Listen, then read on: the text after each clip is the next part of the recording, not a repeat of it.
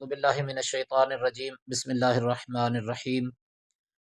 مومنین کرام، استاد العلماء آیت اللہ حافظ سید ریاض حسین نجفی صاحب مدظلہ العالی نے ایک مختصر کتاب لکھی جس کا نام تھا قرآن کی نظر میں۔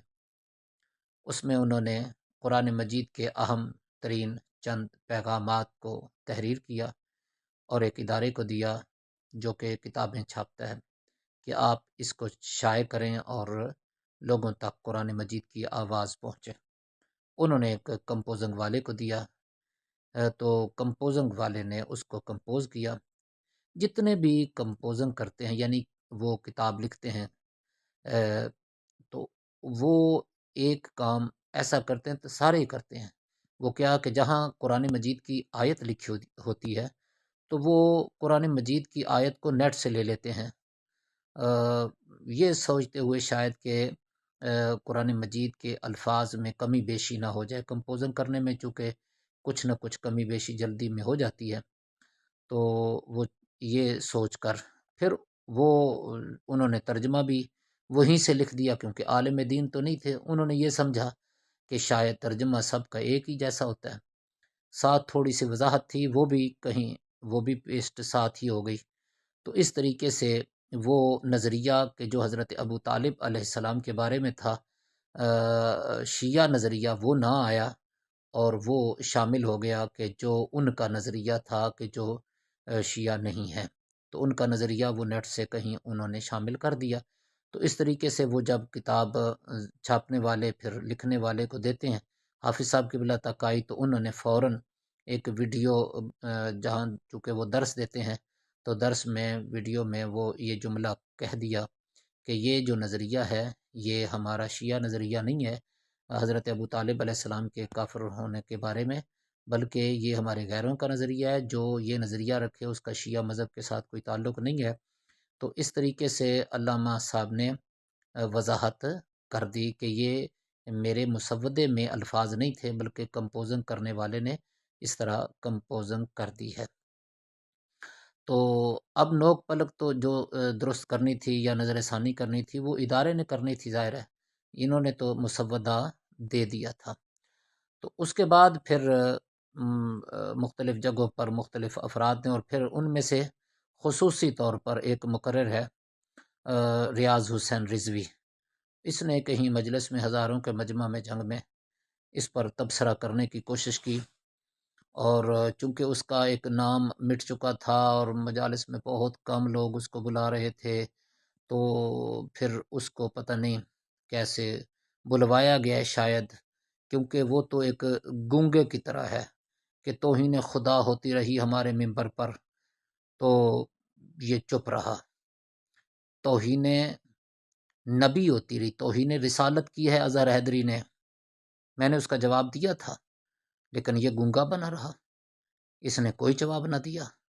پھر ایک ذاکر ہے، اس نے اور مختلف اور میں اس نے مولا علی علیہ السلام کی انتہائی غلیظ ترین توہین کی، لیکن یہ گونگا بنا رہا۔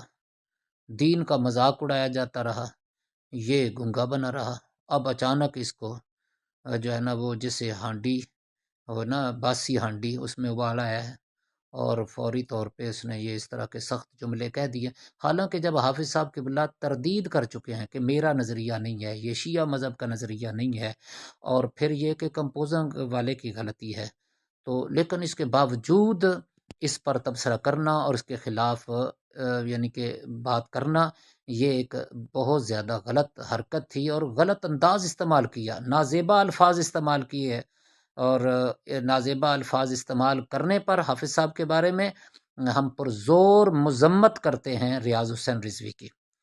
اب مجاہد ملت پرنسپل جامعۃ المنتظر لاہور علامہ محمد افضل حیدری صاحب نے کمپوزنگ والے سے بھی بات جو کی، تو وہ ویڈیو اب آ گئی ہے، تو میں نے وہ ویڈیو ساتھ لگا دی ہے تاکہ آپ دیکھیں کہ حافظ صاحب قبلہ بھی تردید کر رہے ہیں، وہ بھی کہہ رہا ہے کہ مجھ سے غلطی ہوئی ہے۔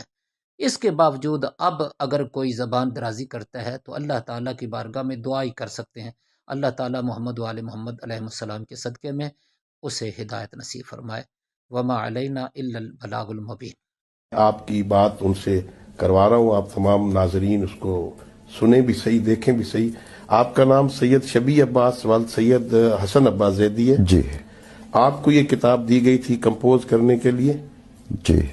آپ نے کمپوز کی ہے یہ کتاب؟ جی۔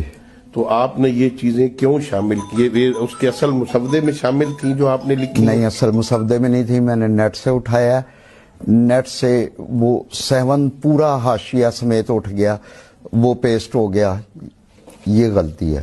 آپ نے کیا یہ غلطی؟ جی میں نہیں کی، مجھ سے ہوا۔ آپ کو کسی نے کہا تھا یہ کریں؟ نہیں، مجھے ادارے کی طرف سے یا کسی کی طرف سے نہیں ہے۔